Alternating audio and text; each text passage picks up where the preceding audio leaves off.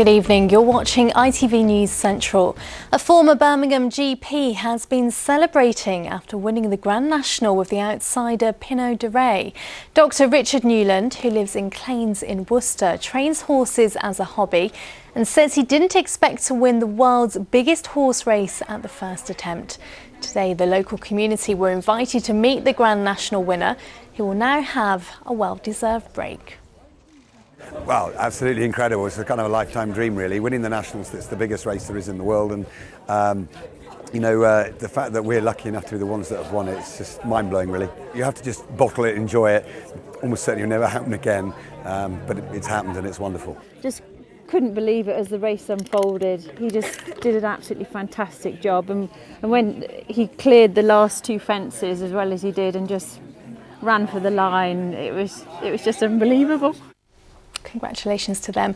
Well, to other news now, and a man's been jailed for 17 years after stabbing his ex-girlfriend and her new partner in Birmingham. The pair were taken to hospital after Richard Ferguson from Hockley attacked them in front of school children in the middle of the afternoon in Erdington last year. A teenager who had been missing in Leicester for 10 days has been found safe and well. Anna Simeonova turned up at a police station in the city centre last night after being recognised by a member of the public. The 15-year-old, who doesn't speak English, will now be interviewed by officers. A 29-year-old man who was arrested in connection with her disappearance remains on bail. 7 other men have been released without charge. Now, Leicester City say they're now focusing on winning the championship title after gaining promotion to the Premier League yesterday for the first time in 10 years. The club unveiled their promotion souvenirs, staying open late last night when the Foxes sealed promotion after both QPR and Derby lost their games. Well, meanwhile, the players were out in the city centre last night, taking celebratory selfies and encouraging fans to do the same. It's absolutely fantastic. We went for 10 years now for this, and it's just great. I'm buzzing. All credit to Nigel Pearson. You know, it's fantastic what he's done. We've been watching them every year, hoping they'll get there. And no, it's been brilliant. The team have been amazing this season. Knowing Nigel, he wants to win the next 6 games and we want to go up as champions. So that's the next challenge to him. So it's one challenge after another. The next big one is obviously the Premiership. Well, now time for a look at the rest of the sport.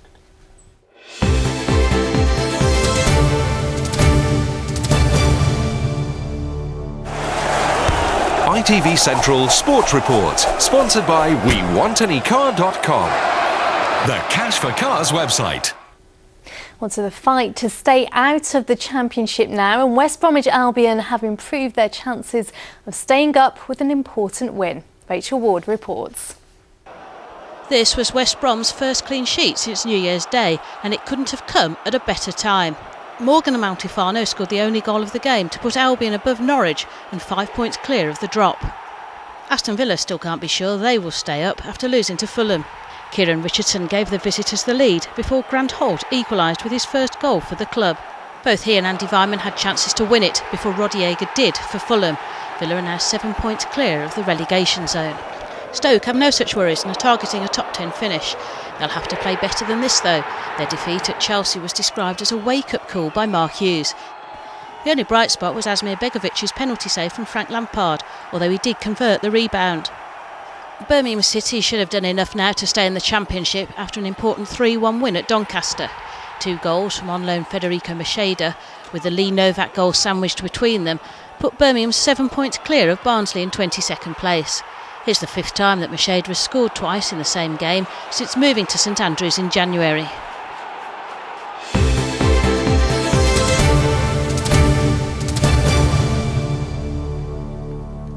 Well, time now for a look at that all-important weather forecast. Here's James Wright.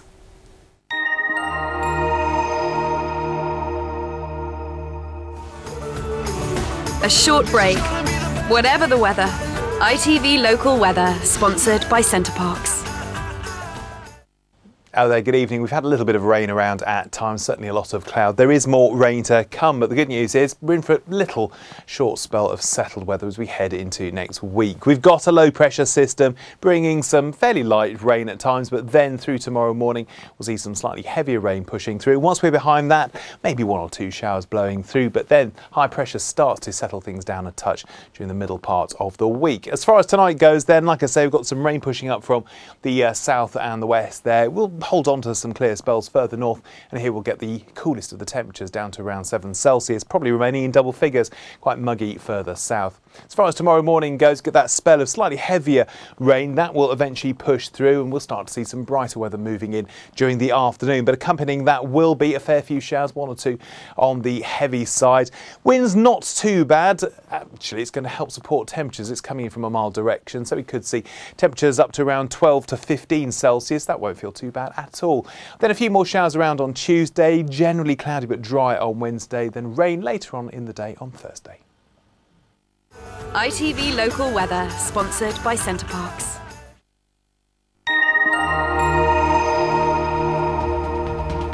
Well, that's it for now. We'll be back first thing tomorrow morning. Until then, enjoy what's left of the weekend.